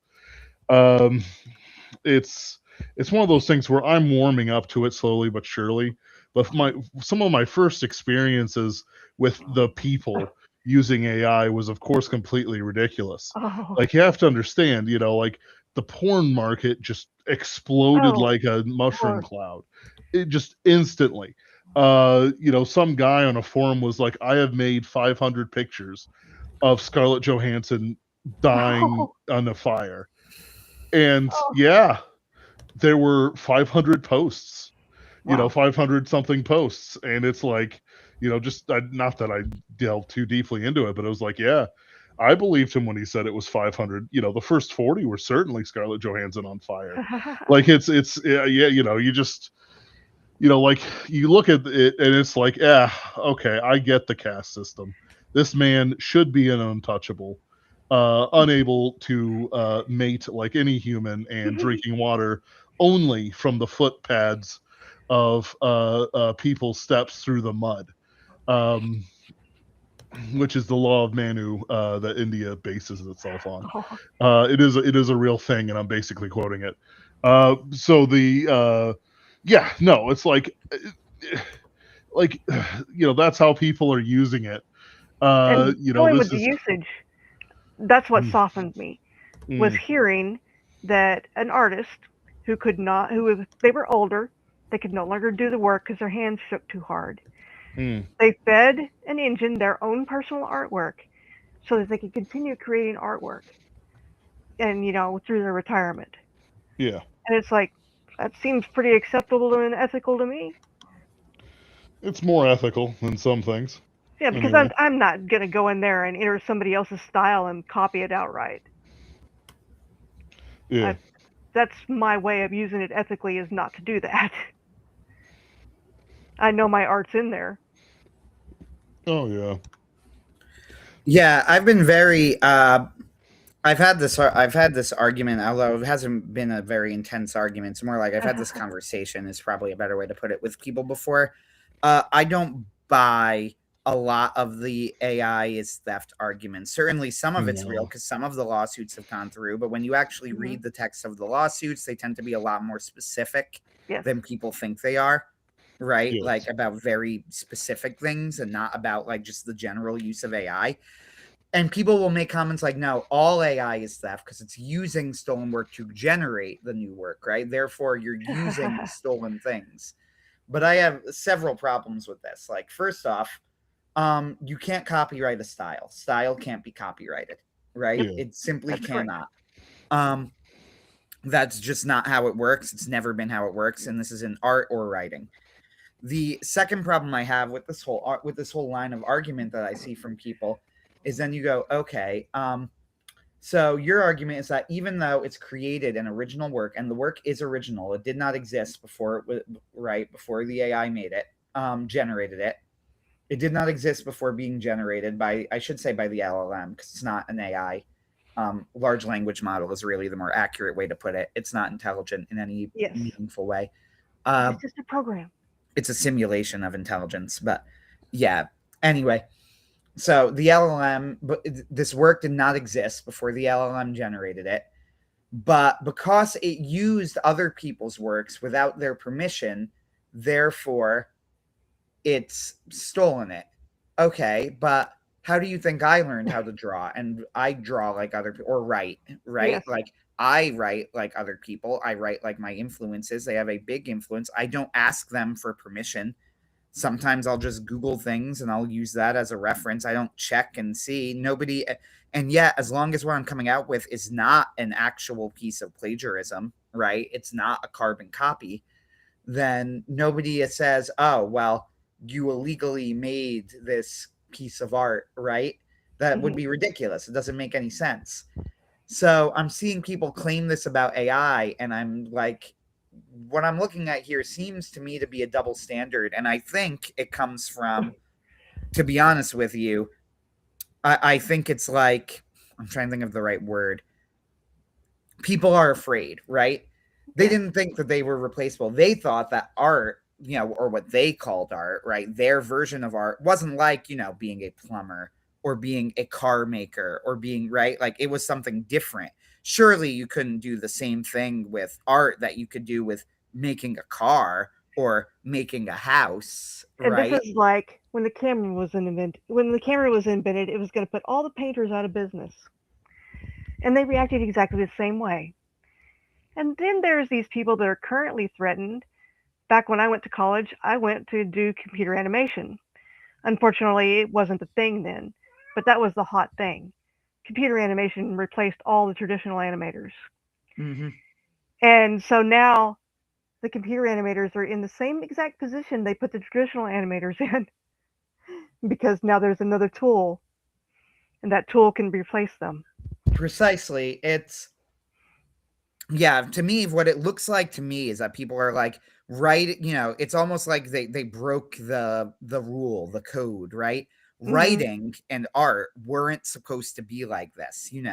It was different than making a car or building a house or building a whatever, right? Like you couldn't just automated it. It had to be a human. Well, it turns out you can. And people will say things like, oh, I don't think you could tell. This is nonsense. I know this for a fact. People absolutely cannot tell as long as you're smart about it. Most Yes. people aren't smart about it. They just don't want to put the effort in. But if you were and you were trying to put the effort in, you simply would not be able to tell. And people are going to need to learn to be okay with that, right? Like they're not going to, I'm not saying you need to like it, but ultimately you're not going to have a choice, right? People are using LLMs. That's why I'm like, yeah, I use an LLM. It helped me to rewrite a chapter. Somebody gave me feedback. I fed it in. Now, I happen to already be a pretty good writer because I'm experienced. I've And written you're over a putting the million. effort into doing it yourself along with Right. it. I mean, there's a I, big difference between just taking whatever it spits out and cut and pasting it in. exactly. But does it speed things up? Of course it does. Quite a Yes. bit, in fact. Nevertheless, it's like you can act all, make all of the moral arguments against it you want. The fact of the matter is, you either need to not consume anything new ever, and that's simply not going to be an option that most people will take, or you're going to need to learn to be okay with the fact that some of the stuff you have will be using LLMs. And that's why I'm not pretending. People are making like these moral stands against it, and I'm like, I can't do that, and I won't do that because that would make me a hypocrite. Like if I'm going to be okay with reading things made by LLMs, I cannot say that, oh, it's like inherently immoral. Otherwise, so I'm not going to. Anthony, I'm scared Vox Day will take my soul, put it in an AI LLM, and just use me forever. I'm scared, Anthony. That stuff's in What's the funny LLMs too, forever. I do want to mention one other thing that this one made me think of it. In Harry, and I know this is going to sound like it's off topic, but I promise you it's actually very, very relevant. In Harry Potter, there was this thing that sometimes people would even criticize where there were these portraits that would talk and would have the personality of the likeness. And someone once asked Rowling, what's the difference between this and just having the person alive? And what Rowling responded was, well, they're like mimics, but they only know what they've been told. And all they're really doing is mimicking the personality, but it's not the same. And Dumbledore, you see in the final book, is teaching his portrait thing so that he could help them and give information. And once again, people were going, okay, but isn't this just the same as having Dumbledore around? All right, well, now we live in a world where we can actually do that for real. And people are going, anybody else still want to make that argument? Because I'm not hearing it a lot anymore. Right? All of a sudden, it's very easy to tell the difference. Right. It's like people like, oh yeah, I'm so clever. I found the finger trick, and it's like, no. What about recursion? What's recursion? Oh no, you don't know anything. you do a little trick, the finger trick for AI art, and now it's like, okay, but you realize that AI does have a signature because it uses algorithms. If you have a vague understanding of what how algorithms work within art, it creates a certain pattern, a certain recursion, I call it, where it will return itself to a founding point and then iterate again. It's like, well, I don't know anything, about, the story seems pretty real. And it's like when I read it, it's like somebody repeating themselves over and over and over again. Not that I'm saying Vox Day's literature is like this, but I'm saying just the general person who uses people who it. don't know what they're doing. I believe Because that's chaos theory. Yeah. Again, It's LLMs are repetition. mirror. Yep. Further along it goes, the more it spirals out of control. But my point is that if you knew the craft, you would actually be able to read in the same way that you could tell somebody's age. If a bunch of people who only started writing 10 years ago produced a story, you could say, oh, this is a kid, the vocabulary is simple, and he's basically riffing on Toy Story, the hack, the 8-year-old hack, the teenagers talking about love, and it's edgy, and it's like that, yeah, the 20-year-old is talking about worried about the world. Like these patterns are in there because there's mindsets that people tend to have at the same age. And everyone's going to talk about it. Maybe you have someone who breaks away, but I would actually say that's probably someone middle-aged or otherwise, who's really who has something that they want to do, uh want to say and stuff like that, but it doesn't mean they're going to say it well. It doesn't mean anything like that. And AI has a similar thing. Like, it can't escape the fact that it's just algorithms. It's Mhm. all if it becomes something that isn't algorithm based, then it becomes a true AI. um and it's the same way. Like, there's this guy who was writing horror stories, and they were about these Muppets. This guy was a Muppet tamer of some kind, and now there's Muppets in the apartment building or something. I can't remember. I read the first 3 pages of it, and then I realized this thing just keeps going back to a set of descriptions. And this was a year and something ago. So I assume that AI has evolved since then. But, uh, did my Windows Explorer crash? Don't know. But then you have, uh, it's like, like I'm going too much into it, but it's like the basic AI stuff just can't overcome what its design is, in the same way that I could, guess what somebody's writing about from their thing. A guy whose name is Kai is probably in an emo band. Uh, if I may test something at your expense, dear guest, what do you think Kai looks like? Japanese. You know what? Fair enough. But, like, what's his hairstyle? It is black, stringy, straight. Big bangs? Yes, Yeah. You know, wearing black mostly. yes, The that's the exact red same image I got. highlights. Like, yeah. Guess what? Kai is an Asian. He's white, but yeah, that's what he looks like. The things are shaped like themselves. He's Kai, and he's in an emo band. He isn't in a polo shirt. Uh, I am in a polo shirt, and I'm in an emo, and I'm going to an emo. No, I'm not going to emo shows. But you know, Kai was a great guy. If you ever in St. Louis meet a guy called Kai, it's he, in an emo band. He was actually very friendly to me. I'm not here uh dumping on Kai or anything like that, but you know it's a good descriptor, in the same way that if you met a guy who's rough and tumble, very long hair, kind of grim look, probably some sort of facial hair, and then like some like Celtic knotwork somewhere, like it as on his clothes, he's probably in some sort of band, death metal or whatever. Or if he's the like the the uniqueness of the human experience is much more limited than people like to think of themselves as, and it's not something anyone can really escape from, I guess, is the best way to put it. um oh well. Yeah, like the way that I've used LLMs in my work, I was very public about this because again, I want to be like upfront with people. It's like, yeah, I Mhm. use it. Here's Yes. how I use it.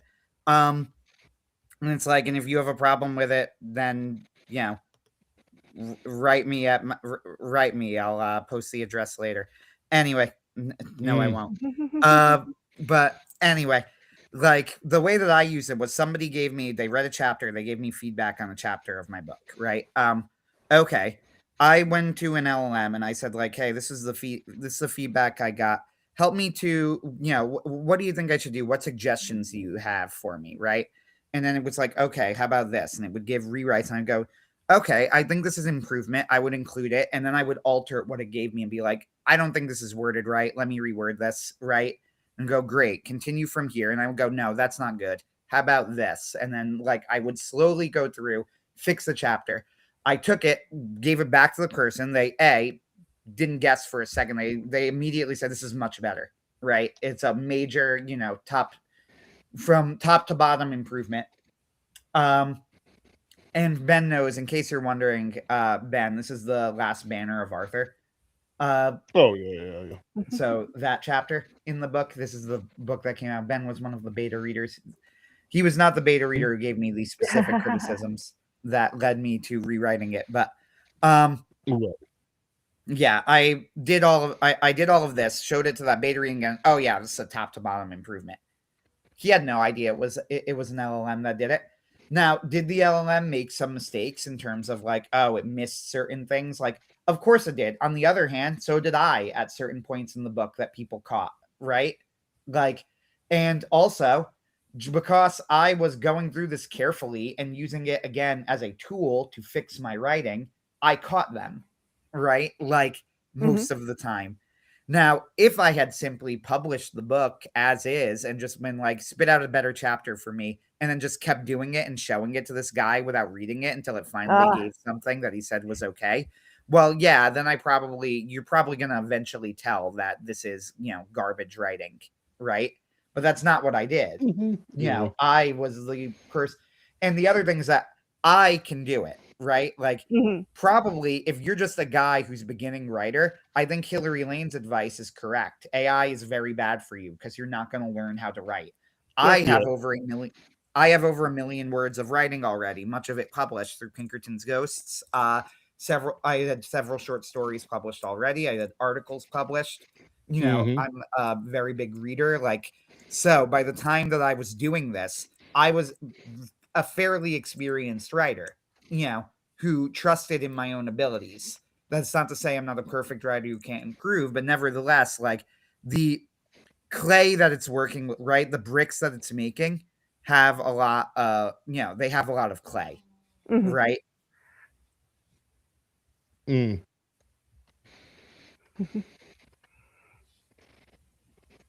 I got Well, nothing else. That's my spiel. I all totally get right. it. Well, we're about at the 2 hour mark.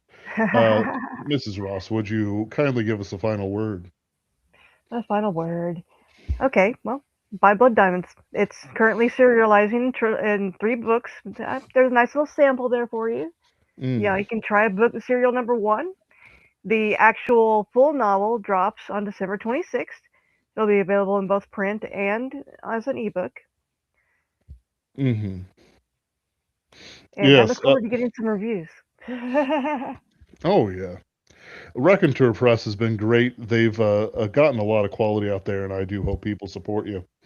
Uh, Thank you guys for listening in. It is Christmas tide, so I know Anthony and I will have things to do on the last Sunday of the year, but I'm going to try and get us a guest. Uh, we'll see. We'll see for the next few episodes. Uh, so just don't put anything into um, not next week, but the week after. I'll be out of town, and Anthony will be distracted. So it's just one of those things. I will I also will. be out of town. Why, Anthony? Why are you going to be out of town? Ben, that's for the same reason you'll be, Ben. I have no idea. Uh, This is a joke that you do anyway, not get. It's been a long uh, running joke on the channel, so I apologize for having to sit here awkwardly and listen to us. I don't mind.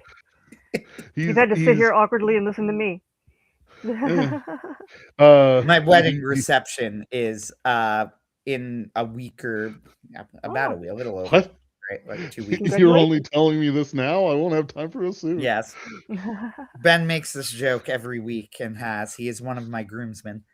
You're gonna have like 6 kids, and I'm gonna be like, "When were you married, Anthony? This is you need to visit confession or something." Uh, it'll only be mitigated when he names a kid after me, such as things go. And I name one after you, You're Anthony. 12th on the list, so don't you worry. We'll get there. Oh, good. All Well, right, that's what middle guys. names are for. That's right. Uh, thank you guys for coming on. Thank you, Mrs. Ross, for coming on. Do buy her book. Her work certainly worth supporting, and she's certainly got some great ideas and can articulate them, which is always a good sign. Uh, I'm going to try and get back to streaming Wednesdays and Thursday nights